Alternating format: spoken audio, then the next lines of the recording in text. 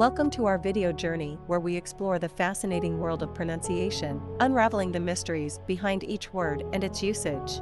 In this video, the word is Achilles heel. Achilles heel. Achilles heel. Achilles heel is an idiom derived from Greek mythology, referring to the weak point of an individual or entity that can be exploited or is susceptible to failure. It represents a vulnerability that can undermine one's strength or success.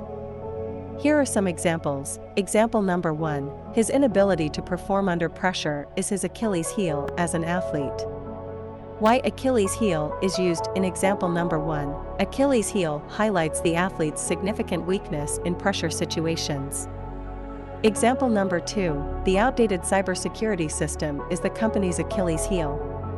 Why Achilles heel is used in example number 2. Achilles heel indicates the vulnerability in the company's security. Stay tuned for more linguistic wonders and join us in unlocking the magic of language. Thanks for watching, and until next time, keep speaking, writing, and embracing the beauty of words.